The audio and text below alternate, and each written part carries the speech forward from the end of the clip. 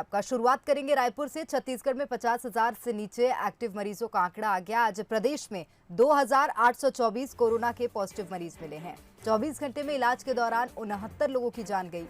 वहीं अब तक 12,848 कोरोना संक्रमित मरीजों की मौत हो चुकी है। अस्पताल में 1,170 मरीज डिस्चार्ज हुए हैं। छत्तीसगढ़ में अब तक 9,01,000 मरीज स्वस्थ हुए हैं। तो सरगुजा में सबसे ज्यादा मरीज मिले हैं। सरगुजा में 266 मरीज सामने आए, वहीं सूरजपुर में 208 और कोरिया में 190 मरीज मिले हैं। रायगढ़ में 175, वहीं जशपुर में 169 नए मरीज सामने आए। जांजगीर चांपा में 168, बालोदाबाजार में 166, धमतरी में 166 और बलरामपुर में 118 नए मरीज मिले। रायपुर में आंकड़ा घटा है, 94 नए मरीज रायपुर से सामने आए हैं। तो बीते 24 घंटे में 2,824 कोरोना पॉजिटिव मरीज मिले हैं। कोरोना की रफ्तार धीमी हुई है, 69 लोगों की जान गई। आपको बता दें सबसे अधिक मरीज सरगुजा से सामने आए हैं। 266 मरीज सरगुजा से मिले हैं। सूरजपुर से 208 नए मरीज मिले, वहीं कोरिया में 190 मरीज मिले हैं।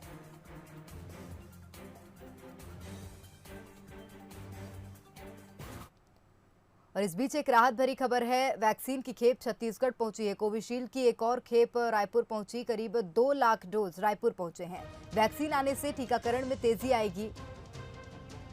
तो वैक्सीनेशन की रफ्तार जो धीमी पड़ी थी, एक बार फिर से वो तेज होगी। टीकाकरण में भी तेजी आएगी। वैक्सीन की खेप छत्तीसगढ़ पहुंची। कोविशील्ड की एक और खेप रायपुर पहुंची है। तो इससे साफ है वैक्सीनेशन नहीं रुकेगा। करीब 2 लाख डोज रायपुर पहुंचे हैं। प्रदेश के लिए राहत भरी खबर, वैक्सीन आने से टीकाकरण में तेजी आएगी।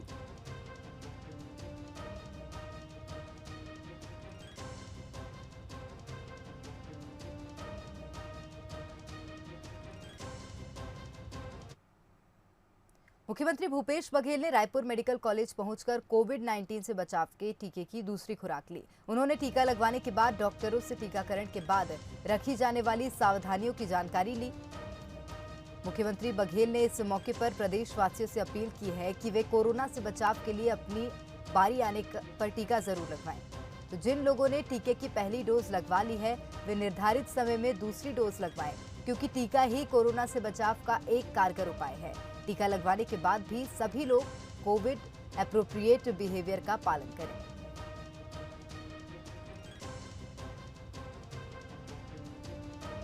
इनका दूसरा डोज मैंने लिया और सभी से अपील है कि जिन्होंने पहले डोज ले लिया है वो दूसरा डोज अवश्य लें। उनके लिए वैक्सीन की कोई कमी नहीं है। लेकिन जो 18 से 44 साल के नौजवान हैं, उनके लिए भारत सरकार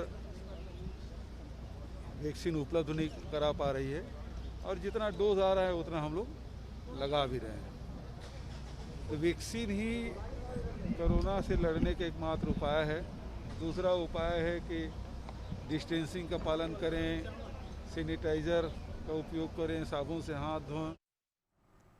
कोरोना के खिलाफ लड़ाई में सबसे बड़ा हथियार है वैक्सीन। ऐसे में इसकी बर्बादी को रोकना सबसे पहली प्राथमिकता है। केंद्र ने वेस्टेज करने वाले राज्यों की जो सूची जारी की है, उसमें छत्तीसगढ़ दूसरे नंबर पर है। यही छत्तीसगढ़ में सियासत का कारण बन गया। आंकड़ों पर किस तरह से वार पलटवार हो रहा है, देखिए इस रिपोर्ट में। झारखंड 37.3%, छत्तीसगढ़ 30.2%, तमिलनाडु 15.5%, जम्मू कश्मीर 10.8%, मध्य प्रदेश 10.7%। ये उन प्रदेशों के आंकड़े हैं जिन्होंने अपने यहाँ वैक्सीनेशन में वैक्सीन की बर्बादी की, जबकि नेशनल एवरेज 6.3% है। इसलिए इन प्रदेशों को सख्त चेतावनी दी गई है। छत्तीसगढ़ के इन आंकड़ों ने सबको चौंका दिया है। केंद्र सरकार छत्तीसगढ़ को 30% वैक्सीन खराब करने वाला राज्य बता रही है। हालांकि इससे छत्तीसगढ़ सहमत नहीं है और इस मामले में छत्तीसगढ़ सरकार ने अपनी आपत्ति केंद्र के सामने जता दी है। बघेल सरकार का कहना है कि आंकड़ों को सही ढंग से शामिल नहीं किया गया है। बघेल सरकार ने अपने आंकड़े जारी कर केंद्र पर निशाना भी साधा। मुख्यमंत्री भूपेश बघेल ने कहा, केंद्र सरकार के विभागों में आपसी तालमेल की गड़बड़ी है, जिसकी वजह से छत्तीसगढ़ के संबंध में गलत आंकड़े प्रस्तुत किए गए। सारे रिपोर्ट हमारे जा रहे हैं। जो कोविन ऐप में जो रजिस्ट्रेशन नहीं करा रहे हैं उसको बोलते हैं कि वैक्सीन खराब हो गया है, जबकि भारत सरकार के गाइडलाइन से कम वैक्सीन हमारे यहाँ खराब हुआ है। इस प्रकार से हम लगातार रिपोर्टिंग कर रहे हैं और जो सीजी टीका के जो ऐप बनाए हैं उसको वो नहीं मार रहे हैं, इस कारण से वो आंकड़े ज़्यादा बता रहे हैं। तो इस प्रकार से भ्रामक जानकारी पूरे देश को नहीं करना चाहिए। छत्तीसगढ़ बहुत अच्छा काम कर रहे हैं। अभी जो काम कर रहे हैं भारत सरकार, दायां हाथ क्या काम कर रहा है, बायां हाथ को पता नहीं है। हमको लिखित सूचना भेजा जाता है कि अब जून के पहले हमारे पास कोई डोज नहीं आएगा, लेकिन पता लिखित इधर आता है, दूसरे दिन हमारे पास 2 लाख के डोज आ जाते हैं। फिर आता है ये 18 से 44 साल का, और फिर बाद में बोलता नहीं 18 से 44 का नहीं है, ये 45 साल से ऊपर का है। ये स्थिति केंद्र की है। उधर बीजेपी ने कांग्रेस के आरोपों को सिरे से खारिज किया। बीजेपी ने एक बार फिर स्वास्थ्य मंत्रालय और मुख्यमंत्री कार्यालय के बीच संवादहीनता को लेकर तंज कसा है। हाँ, वैक्सीनेशन को लेकर छत्तीसगढ़ के मुख्यमंत्री ने कहा है कि दाएं हाथ क्या कर रहे हो बाएं हाथ को पता नहीं रहता है, और बाएं हाथ क्या कर रहे हो दाएं हाथ को पता नहीं रहता है। तो उनका कहना बिल्कुल सही है। जिस तरह से कोरोना महामारी से लड़ाई में यहाँ के मुख्यमंत्री और स्वास्थ्य मंत्री को एक होना चाहिए, एक साथ प्रयास होना चाहिए, एक बयान होना चाहिए, लेकिन लगातार दोनों के वक्तव्य, दोनों के बयान अलग अलग होते हैं। और मुख्यमंत्री क्या करते हैं वो स्वास्थ्य मंत्री को पता नहीं रहता, स्वास्थ्य मंत्री क्या करते हैं मुख्यमंत्री को पता नहीं रहता। इतना तक कि महत्वपूर्ण बैठक में स्वास्थ्य मंत्री तक को भी मुख्यमंत्री जी बैठक में नहीं बुलाते। महामारी में जब वैक्सीन ही बचाव का बड़ा हथियार है तो उसका ज्यादा वेस्टेज एक अपराध की तरह ही माना जाना चाहिए। ऐसे में इसकी जिम्मेदारी का ठीकरा एक दूसरे पर फोड़ने की बजाय चूक कहाँ हो रही है, आंकड़े जारी करने में या फिर वैक्सीनेशन में या फिर केंद्र से वैक्सीन के आवंटन में, इस पर गौर किया जाना चाहिए, तभी महामारी से जंग जीत पाएंगे। मोहन तिवारी, बंसल न्यूज, रायपुर। और रायपुर से एक और खबर मिल रही है। कोरोना मुक्त हुए छत्तीसगढ़ के आधे गांव। ये राहत भरी खबर है। संक्रमण से पहले गांवों में स्वास्थ्य सुविधाएं पहुंची हैं। दवाइयां, जांच और इलाज की सुविधाएं गांव-गांव पहुंची। करीब 10,000 गांव कोरोना मुक्त हुए हैं। जिला अस्पताल, प्राथमिक स्वास्थ्य केंद्रों तक मजबूत अधोसंरचना हथियार बनी है। तो आंगनबाड़ी कार्यकर्ता, मैदानी अधिकारी, कर्मचारियों की मेहनत रंग लाई। मुख्यमंत्री भूपेश बघेल खुद ही मॉनिटरिंग कर रहे हैं। तो समय रहते सभी जरूरी कदम उठाए गए और कह सकते हैं आधे से ज्यादा गांव कोरोना मुक्त हुए हैं। संक्रमण से पहले गांवों में स्वास्थ्य सुविधाएं पहुंची। दवाइयां, जांच और इलाज की सुविधाएं गांव-गांव पहुंची। तो करीब 10,000 गांव कोरोना मुक्त हुए हैं। जिला अस्पताल, प्राथमिक स्वास्थ्य केंद्रों तक मजबूत अधोसंरचना हथियार बन गई है। इसके लिए आंगनबाड़ी कार्यकर्ता, मैदानी कर्मचारी, अधिकारियों की मेहनत रंग लाई।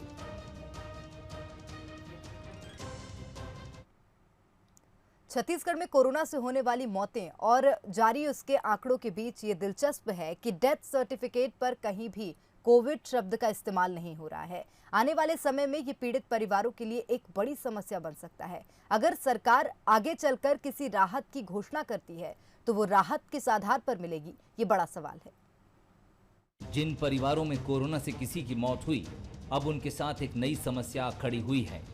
दरअसल अस्पतालों से मिलने वाले डेथ सर्टिफिकेट पर कहीं भी कोविड शब्द का इस्तेमाल नहीं किया गया है। यानी भविष्य में अगर पीड़ित परिवार को ये साबित करना पड़ा कि उनके परिवार में किसी की मृत्यु कोरोना से हुई थी तो इसके लिए कोई आधार नहीं होगा। यानी पीड़ित परिवार भविष्य में किसी सरकारी राहत के लिए दावा पेश नहीं कर सकेगा। या अगर सरकार की तरफ से भविष्य में कुछ भी निकलता है कोविड से, क्योंकि मेरे मामा इकलौते काम करने वाले थे अपने घर पे, उनके घर में कोई काम करने वाला नहीं था उनके सिवा, है ना। तो ऐसे में अगर कोई सरकारी सुविधा है जो उनको सरकार प्रोवाइड करवाती कभी भी उनके घर के लोगों सदस्य को या कुछ भी, वो उनको नहीं मिल पाएगी। नॉर्मल डेथ जो भी कारण है वो उसमें लिखना चाहिए उनको, लेकिन उसमें कोविड मेंशन नहीं है। अस्पताल इसे एक टेक्निकल पेंच मानते हैं। डॉक्टर्स के मुताबिक डेथ सर्टिफिकेट बनाने के लिए कुछ गाइडलाइंस होती हैं। डेथ सर्टिफिकेट में मरीज की मौत की वजह लिखी जाती है, बीमारी का जिक्र नहीं होता। कोविड से मृत्यु शब्द कभी भी डायग्नोसिस के हिसाब से नहीं लिखा जाता। यही कारण है कि जिन मरीजों की मृत्यु कोविड से हो रही है उनको मृत्यु का कारण कार्डियो रेस्पिरेटरी अरेस्ट बताया जाता है। जब विस्तृत प्रमाण पत्र दिया जाता है तो रोग लिखने के कॉलम में कोविड मरीज की डेथ कोविड से हुई ऐसा लिखा जाता है। बीजेपी इसे सियासी मुद्दा बनाना चाहती है। वो राज्य सरकार से कोविड पीड़ित परिवारों के लिए मुआवजे की मांग कर रही है, तो कांग्रेस का कहना है कि बीजेपी को ये मांग प्रधानमंत्री से करनी चाहिए।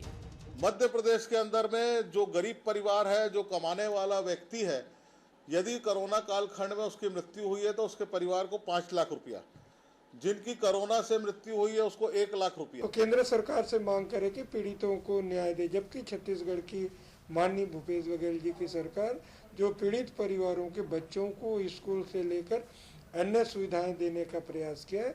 हमें लगता है देर सवेर छत्तीसगढ़ की माननीय भूपेश बघेल सरकार अन्य सुविधाएं भी देने का प्रयास करेगी। ये मसला देश की सर्वोच्च अदालत में भी ज़ेरे बहस है। सुप्रीम कोर्ट केंद्र सरकार से वो गाइडलाइंस पेश करने को कह चुकी है, जिसके तहत कोविड से मौत के बाद डेथ सर्टिफिकेट जारी करने का प्रावधान है। लेकिन इस कानूनी दांवपेच से दूर पीड़ित परिवारों को अब भी इंसाफ का इंतजार है। अभिषेक शुक्ल, बंसल न्यूज, रायपुर। और वहीं आपको बता दें, छत्तीसगढ़ में एक दिन में 17 करोड़ की शराब बिकी है। प्रदेश में कई दुकानों पर सुबह से भीड़ नजर आई। कुछ जगहों पर सोशल डिस्टेंसिंग का पालन हुआ और कुछ पर नहीं। प्रदेश की कई शराब दुकानों में धक्का मुक्की भी हुई। देशी शराब के काउंटर खुलने के पहले दिन 17 करोड़ की शराब बिक्री हुई है। 17 करोड़ में विदेशी ब्रांड की शराब ऑनलाइन सेलिंग भी शामिल हुई। तो कई शराब भक्त दुकान खुलने के बाद दुकान में पूजा पाठ भी करने लगे थे। तो चलिए, शायद उनको भी लंबे समय से इंतजार था दुकान खुलने का और यही कारण था, पूजा पाठ भी करने लगे। तो 17 करोड़ की शराब एक दिन में बिकी है। कुछ जगहों पर सोशल डिस्टेंसिंग का पालन भी नहीं हुआ।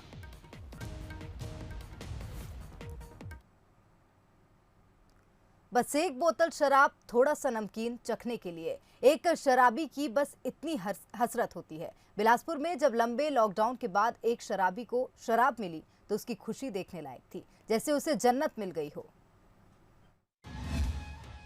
हाथों में पूजा की थाली,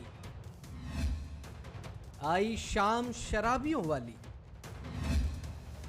मदिरालय की आरती उतारी और गट गट पिया प्रसाद। हाथ में पूजा की थाली, थाली में अगरबत्ती और पूजा का सामान सजा हुआ है। तस्वीरें हैं शराबियों के अध्यात्म स्थल यानी मदिरालय की। दारू भट्टी के बाहर खड़ा ये आदमी आज कई दिनों बाद अपनी बोतल को देखकर खुश है, इसलिए आरती की थाली सजा के आया है। तस्वीरों में देखिए, महाशय ने काउंटर पर टीका लगाया, आरती उतारी और गट गट करके प्रसाद भी गटक गए।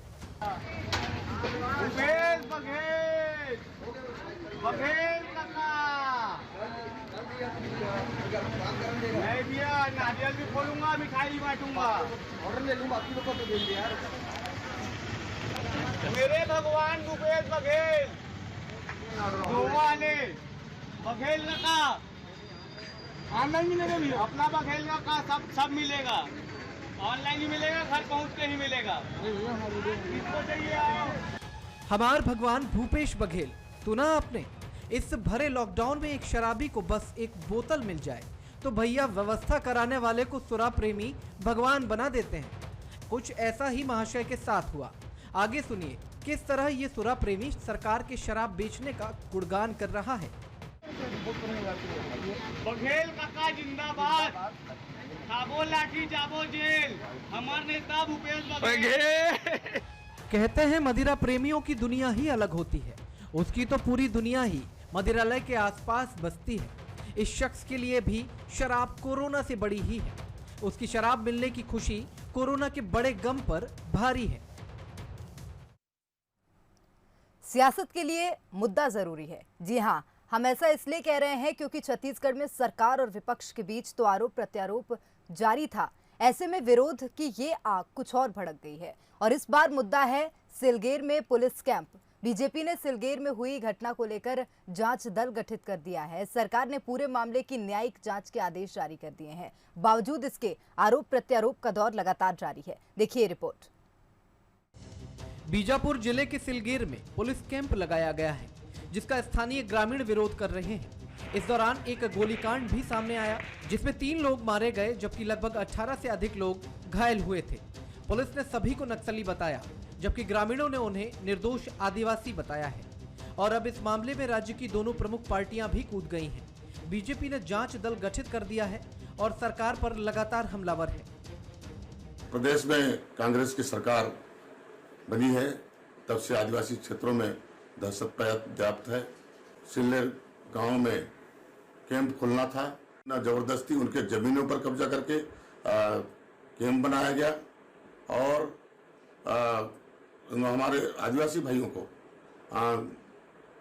नक्सली बताकर मार दिया गया। 3 लोगों को मार दिया गया और हम चाहते हैं कि माननीय मुख्यमंत्री जी इस विषय को देखते हुए न्याय दिलाएं और वास्तविक स्थिति क्या है उसको स्पष्ट करें। वहीं कांग्रेस ने आरोपों पर पलटवार करते हुए कहा है कि बीजेपी शासनकाल में कई आदिवासियों के घर जले हैं और कई आदिवासी बेघर हुए हैं। पहले बीजेपी को उन आदिवासियों के लिए जांच दल बनाना चाहिए। कि भारतीय जनता पार्टी के नेताओं को ताड़ मेटला जैसे 200 से अधिक घर जला दिए गए, उसके लिए जांच कमेटी बनाए। निर्दोष आदिवासियों को जेल ठूसा गया, उसके लिए जांच कमेटी बनाए। 15 साल में इन्होंने आदिवासियों को बर्बाद कर दिया और जांच कमेटी बनाकर ये महज अपनी खानापूर्ति कर रही है, नौटंकी कर रही है। इससे कोई बस्तर में फर्क नहीं पड़ेगा। लेकिन इस घटना पे शासन गंभीर है और चाहती है कि इस पे जल्दी निष्कर्ष पे पहुंचा जाए। मुद्दा आदिवासियों से जुड़ा था, आदिवासियों ने विरोध भी जताया, लेकिन अब ये राजनीतिक विवाद बन गया है। अब देखना होगा इन दोनों दलों के बीच छिड़ी इस जंग में असल मुद्दे का क्या हल निकलता है। बंसल न्यूज के लिए बीजापुर से प्रशांत गजभिये की रिपोर्ट। सुकमा से खबर मिल रही है, नक्सली साजिश नाकाम हुई है। कोबरा बटालियन ने 5 किलो का आईडी बरामद किया है। सर्चिंग के दौरान नक्सली मंसूबे ध्वस्त किए। बम निरोधक दस्ते ने बम निष्क्रिय किया। 5 किलो का आईडी बरामद किया था। तो नक्सली साजिश एक बार फिर से जवानों ने नाकाम की है। कोबरा बटालियन ने 5 किलो का आईडी बरामद किया था और बम निरोधक दस्ते ने इस बम को निष्क्रिय किया। तो 5 किलो का आईडी कोबरा बटालियन के जवानों ने बरामद किया था। नक्सली साजिश को यहां नाकाम किया है।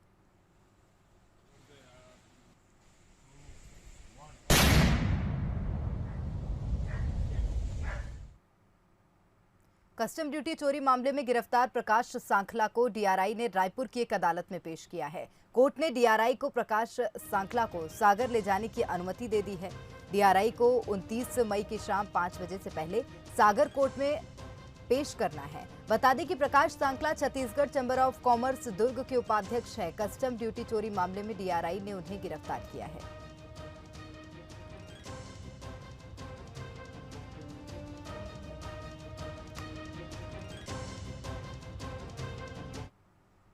दुर्ग से खबर मिल रही है, पेट्रोल टैंकर में आग लग गई। टैंकर ड्राइवर ने कूदकर अपनी जान बचाई। फायर ब्रिगेड आग बुझाने में जुटी।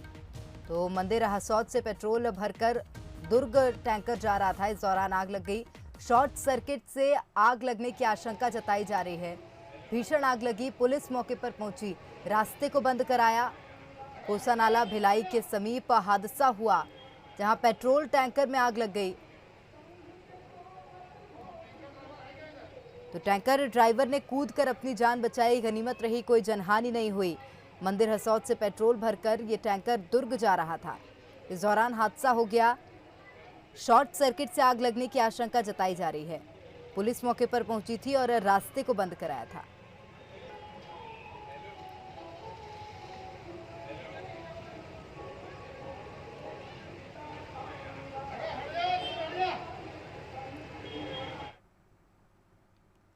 लोरबी से खबर है, 20 एकड़ खेत के पैरावट में भीषण आग लग गई। दमकल की टीम ने आग पर काबू पाया। शॉर्ट सर्किट से आग लगने की आशंका जताई जा रही है। चिल्फी चौकी के सहसपुर गांव की घटना है। तो 20 एकड़ खेत के पैरावट में भीषण आग लग गई। दमकल की टीम ने आग पर काबू पाया। शॉर्ट सर्किट से आग लगने की आशंका जताई जा रही है। तो खेत के पैरावट में आग लगी है। करीब 20 एकड़ के क्षेत्र में आग लगी। दमकल की टीम ने हालांकि आग पर काबू पा लिया।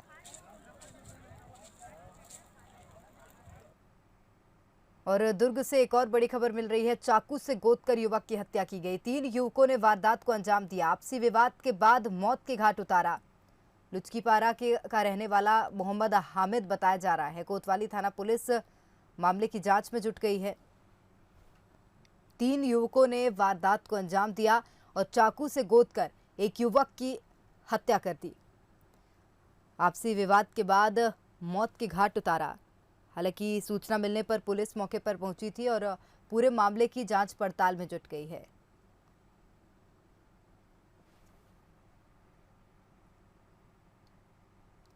बालोदा बाजार की ओर रुख करेंगे। पौंसरी हत्याकांड का खुलासा हुआ है। पुलिस ने 2 आरोपियों को गिरफ्तार किया है। पुलिस ने पौंसरी गांव में कैंप लगाकर आरोपियों को अरेस्ट किया। 7 साल की मासूम की रेप के बाद हत्या की थी। रेप के बाद रस्सी से बांधकर कुएं में शव फेंका था। तो पुलिस ने 2 आरोपियों को इस पूरे मामले में गिरफ्तार किया है। पुलिस ने पौंसरी गांव में कैंप लगाकर आरोपियों को अरेस्ट किया।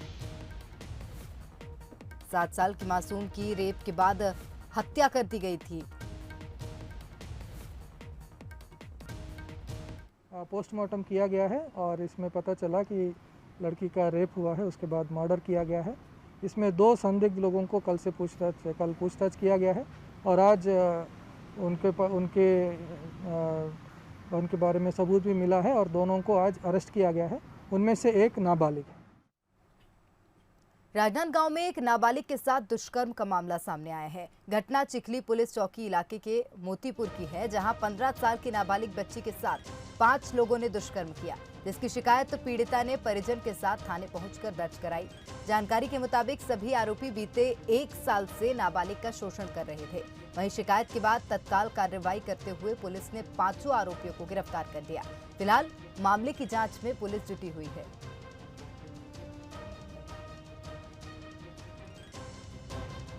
कल जो है शाम को चिखली चौकी में एक नाबालिग पीड़िता और उसके परिजन ने आकर के एक रिपोर्ट की कि उसके साथ में 5 पृथक आरोपियों के द्वारा उसके साथ में दुष्कर्म किया गया है, जिस पर उस पर पीड़िता का कथन विस्तृत रूप से लिया गया, जिसमें ये देखा गया कि नाबालिग पीड़िता के साथ में अलग अलग आरोपियों ने अलग अलग समय पर अलग अलग स्थानों पर उसके साथ में दुष्कृत्य किया, जिस पर से जो है तत्काल संज्ञान में लेते हुए अपराध पंजीबद्ध किया गया है। 5 अलग अलग अपराध पंजीबद्ध किए गए हैं और 5 आरोपियों को गिरफ्तार कर लिया गया है। पेंड्रा की ओर रुख करेंगे। ग्रामीणों ने 2 युवकों को बंधक बनाकर पीटा। लाठी डंडों से पिटाई की। हमले में एक की मौत हो गई। गांव से मवेशी चुराकर ले जाने के शक में पिटाई की है। पुलिस ने संदिग्धों को हिरासत में लिया। जांच में पुलिस जुट गई है। छत्तीसगढ़ से मवेशी लेकर मध्य प्रदेश दोनों जा रहे थे और इसको लेकर पिटाई की ग्रामीणों ने और इस दौरान एक युवक की मौत हो गई।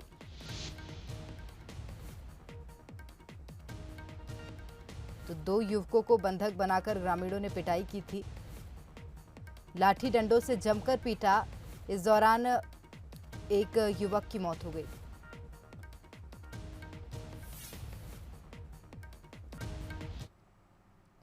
जशपुर की ओर रुख करेंगे, जहां बंसल न्यूज की खबर का असर हुआ है। महिला सरपंच के खिलाफ कार्रवाई हुई। कुंजरा ग्राम पंचायत सरपंच पद से हटाया गया है। एसडीएम ने जांच के बाद कार्रवाई की है। लॉकडाउन के नियमों का उल्लंघन किया था। बेटे की शादी में नियमों से ज्यादा लोग शामिल हुए थे, तो सरपंच पर कार्रवाई की है। बंसल न्यूज की खबर का यहाँ असर हुआ है। कुंजरा ग्राम पंचायत सरपंच पद से हटाया गया है। एसडीएम ने जांच के बाद कार्रवाई की। लॉकडाउन के नियमों का उल्लंघन किया था।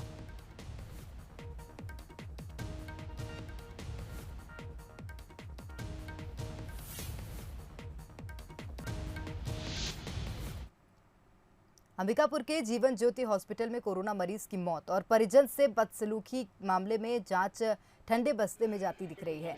कलेक्टर के आश्वासन और 1 महीने बाद भी अस्पताल प्रबंधन पर कार्रवाई नहीं की जा सकी। बता दें कि 1 महीने पहले सूरजपुर के दूरस्थ दशरथ साहू अपने पिता का इलाज करवाने पहुंचे थे। परिजनों के मुताबिक उन्हें 2 दिन का बिल 80,000 रुपये दिया गया और जब परिजनों के पास पैसे खत्म हो गए तब निजी अस्पताल ने मरीज और परिजनों को अस्पताल से निकालकर दूसरी जगह जाने की बात कही। साथ ही परिजन ने अस्पताल प्रबंधन पर अभद्र व्यवहार करने का भी आरोप लगाया, जिस पर कलेक्टर संजीव झा ने जांच कर कार्रवाई करने की बात कही थी, लेकिन अब तक इस मामले में किसी प्रकार की जांच नहीं की जा सकी है। नर्सिंग होम एक्ट के नोडल अधिकारी का कहना है कि उन्हें किसी प्रकार की जांच के निर्देश नहीं मिले। सभी अस्पतालों को 100% आयुष्मान कार्ड ब्लॉक करना है। इसके लिए आयुष्मान मित्र भी है। अभी मैंने यहाँ आने से पहले थोड़ी देर पहले उसको देखा था, 46 कार्ड्स ब्लॉक किए गए थे और जो कार्ड नहीं ब्लॉक किए गए हैं उसके लिए जो हमारे यहाँ कोऑर्डिनेटर हैं रवि करके हैं, तो उनसे बात हुई है तो कुछ कन्फ्यूजन थे तो क्लियर कर दिया गया है। 100% कार्ड से ब्लॉक होंगे और इसके लिए सभी जगह हमारे एक ऑफिसर्स भी लगाए गए हैं। और आगे बढ़ते हैं, दुर्ग भिलाई के कई बैंकों में पुलिस पहुंची। पुलिस ने करीब 15 बैंकों को चेक किया। बैंकों में पुलिस ने सुरक्षा व्यवस्था देखी, ग्राहकों से बातचीत की, पहचान पत्र भी देखे। अनलॉक होने के बाद पहली बार पुलिस ने चेकिंग की। एसपी संजय ध्रुव के नेतृत्व में चेकिंग की गई। तो दुर्ग भिलाई के कई बैंकों में पुलिस पहुंची और चेकिंग की। समीक्षा की उसमें सीसीटीवी बाहर में होने चाहिए, पीछे होने चाहिए, वो नहीं है। फायर एक्सटिंग्विशर काम नहीं कर रहे हैं, अलार्म सिस्टम काम नहीं कर रहा है। एटीएम तोड़-फोड़ के समय जो सिस्टम होना चाहिए, कंट्रोल रूम और थाना प्रभारी के पास आना चाहिए, अलार्म या कॉल, वो नहीं है। गार्ड जो लगे हैं, गार्ड भी प्रशिक्षित नहीं है, वो पुराने समय के गार्ड हैं जिनके पास अभी फिर से उनको रिफ्रेश